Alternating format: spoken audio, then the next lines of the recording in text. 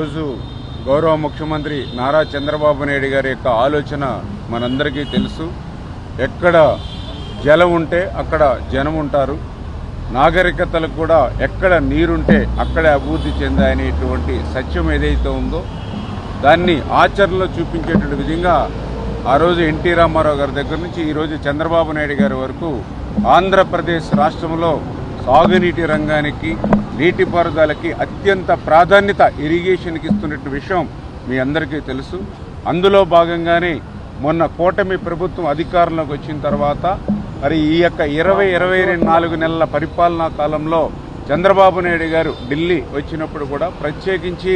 పాటిల్ గారి కేంద్ర జలశక్తి మంత్రివర్యులతో కూడా పలు దఫాలుగా ఆయనతో సమావేశమవుతూ ఆంధ్రప్రదేశ్ రాష్ట్రంలో సాగునీటి రంగానికి మరింత ఊతమిచ్చేటువంటి విధంగా కేంద్ర సహాయ సహకారాలను ఎప్పటికప్పుడు అభ్యర్థిస్తూ అందులో భాగంగానే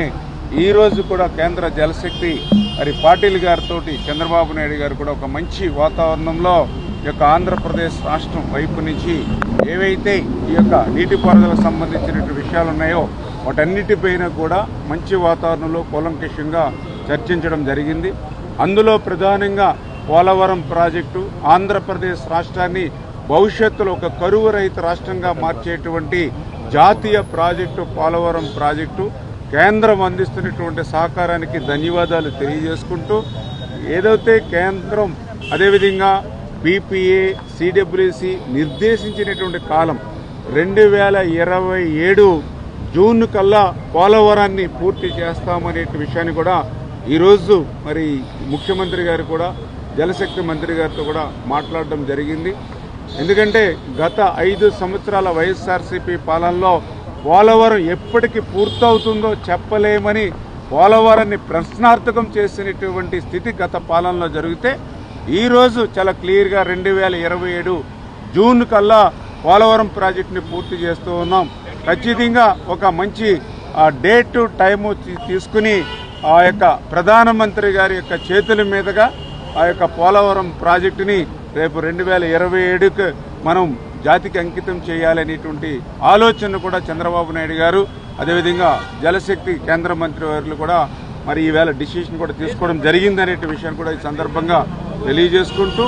ఆ రకంగా రేపు 2027 జూన్కి ఆ సీజన్ కల్లా ఆ పోలవరం ప్రాజెక్టుని ప్రధానమంత్రి గారు అదేవిధంగా మరి ఈ యొక్క కేంద్ర జలశక్తి మంత్రి వీరందరూ కూడా సమక్షంలో ప్రాజెక్టుని పూర్తి చేస్తామనేటువంటి ఒక భరోసాని ఈరోజు ఇవ్వడం జరిగిందని చెప్పి తెలియజేసుకుంటూ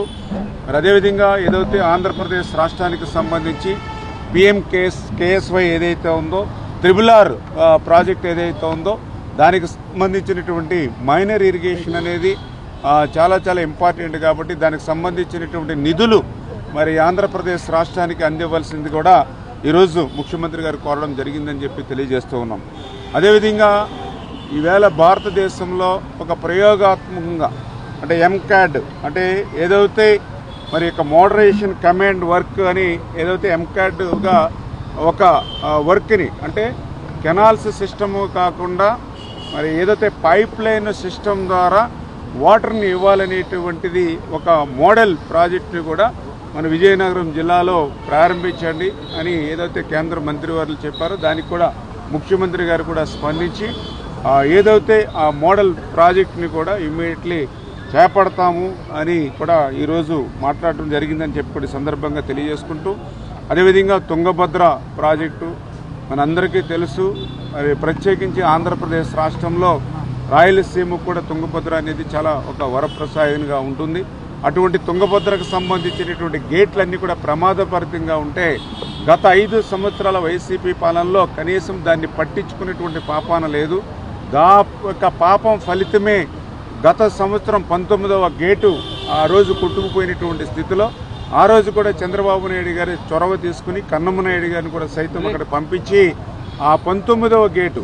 చరిత్రలో ఎక్కడా లేనటువంటి విధంగా వాటర్ ఫ్లో ఉండగానే మరి స్టాప్ లాక్ గేట్ని బిగించడం ద్వారా దగ్గర 50 టీఎంసీల నీటిని ఆ రోజు మనం సేవ్ చేయగలిగాం. అటువంటి తుంగభద్రకు సంబంధించినట్టు మొత్తం 33 గేట్లు కూడా మరి కొత్త గేట్లని అమర్చడం అనేది పూర్తవబోతోంది ఈ నెలలో. ఆ పూర్తయిన వెంటనే మరి ఏదైతే కేంద్ర జలశక్తి మంత్రి గారు అదేవిధంగా అటు కర్ణాటక ఇటు ఆంధ్రప్రదేశ్ రాష్ట్ర ముఖ్యమంత్రులు అందరూ కూడా ఆ యొక్క గేట్స్కి సంబంధించిన కొత్త గేట్ల ప్రారంభోత్సవానికి కూడా మరి ఒక డేట్ను కూడా ఫిక్స్ చేసుకుని ఆ యొక్క ప్రారంభిద్దాము అనేటువంటి విషయాన్ని కూడా ఈరోజు చర్చించడం కూడా జరిగిందని చెప్పి కూడా మీ ద్వారా తెలియజేసుకుంటూ, అదేవిధంగా ముఖ్యంగా గ్రౌండ్ వాటర్ ఈరోజు ఆంధ్రప్రదేశ్ రాష్ట్రంలో చంద్రబాబు నాయుడు గారికి కూడా ఆలోచన ఒక్కటే, ఏదైతే ప్రాజెక్టుల ద్వారా, కాలువల ద్వారా, రిజర్వాయర్ల ద్వారా, చెరువుల ద్వారా ఏదైతే మనం నీరిస్తూ ఉన్నామో దీనితో పాటుగా భూమిని కూడా ఒక జలాశయంగా మార్చుకుని, భూమిని కూడా ఒక రిజర్వాయర్గా మార్చుకుని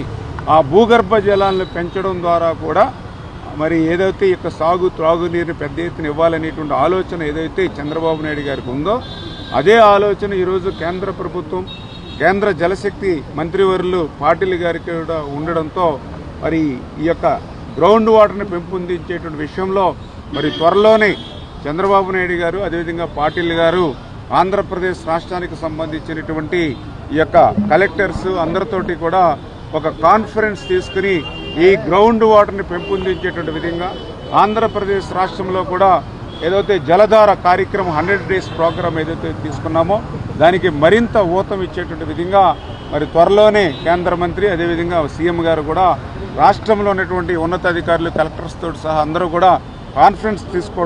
తీసుకుందామని చెప్పి కూడా నిర్ణయం తీసుకోవడం జరిగిందని చెప్పేసి కూడా ఈ సందర్భంగా మీ ద్వారా కూడా తెలియజేసుకుంటూ, అదేవిధంగా ఇంటర్లింకింగ్ ఆఫ్ రివర్స్ అంటే ఆ రోజు వాజ్పేయి గారు కానీ ఈరోజు నరేంద్ర మోడీ గారు కానీ భారతదేశంలో ఉన్నటువంటి నదుల్ని అనుసంధానం చేయడం ద్వారా భారతదేశంలో కరువు కాటకాలు కనపడకుండా చేయాలనేటువంటి ఆలోచన ఏదైతే ఉందో దానిలో భాగంగానే రేపు భవిష్యత్తులో గోదావరి టు కావేరి కూడా మరి అనుసంధానం చేసేటువంటి ప్రక్రియకి ఏవైతే మార్గాలు ఉంటాయో వాటినన్నింటినీ కూడా ఐడెంటిఫై చేసి ఒక యాక్షన్ ప్లాన్ కూడా మనం తీసుకోవాలనేటువంటి ఆలోచన కూడా మరి ఈరోజు మరి డిస్కషన్ చేయడం కూడా జరిగిందని చెప్పి మీ ద్వారా కూడా తెలియజేసుకుంటూ ఈ రకంగా ఒక మంచి సానుకూలమైనటువంటి వాతావరణంలో మరి ఈరోజు కేంద్ర జలశక్తి మంత్రి అదేవిధంగా ఆంధ్రప్రదేశ్ రాష్ట్ర ముఖ్యమంత్రి యొక్క సమావేశం జరిగిందని చెప్పి